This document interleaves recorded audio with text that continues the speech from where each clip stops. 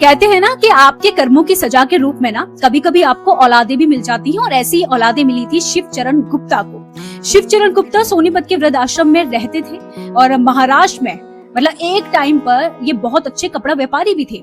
इनके 3 लड़कियां थी और इनके कोई लड़का नहीं था, लेकिन लड़का ना होने का मलाल इन्होंने कभी नहीं किया। इन्होंने सारी सुविधाएं अपनी बच्चियों को दी, पढ़ाया लिखाया, अपने पैरों पे खड़ा किया। कोई लड़की यूपी में रहती है, कोई लड़की मुंबई में रहती है, कोई लड़की नेपाल में रहती है। लेकिन हैरानी की बात यह है कि पढ़ाने लिखाने के बावजूद भी ऐसी क्या स्थिति आ गई कि शिवचरण अपनी पत्नी मीना गुप्ता के साथ वृद्ध आश्रम में रहने को मजबूर हो गए। वृद्ध आश्रम में थोड़े टाइम पहले ही मीना गुप्ता का निधन हो गया। शिवचरण गुप्ता बिल्कुल अकेले हो गए। वो अपने साथ एक फोन रखते थे कि कोई जो मेरी 3 लड़कियां हैं कोई तो बात करेगी, लेकिन किसी का फोन नहीं आता था। ये जानकारी खुद वृद्ध आश्रम के रहने वाले लोगों ने बताई।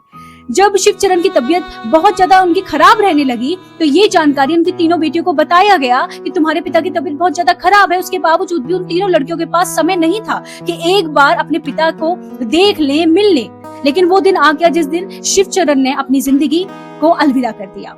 जब ये जानकारी भी उन तीनों बेटियों को दी गई कि अगर आप में से तीनों में से कोई भी एक आ जाएगा तो हम शव को सलामत रखेंगे, लेकिन तीनों बेटियों ने वही बहाना लगाया कि हमारे पास टाइम नहीं है।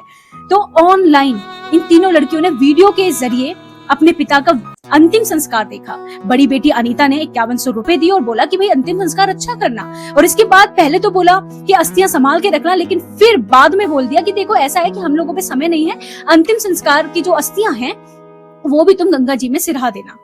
जाते जाते बस इतना ही कहना चाहती हूँ कि हर चीज की रिप्लेसमेंट होती है, लेकिन माता पिता की रिप्लेसमेंट नहीं होती। अगर वो एक बार आपकी जिंदगी से चले जाए ना तो वो वापस कभी लौट के नहीं आते हैं। तो जब तक तुम्हारे साथ माता पिता है ना भाई, जम के उनकी सेवा करो।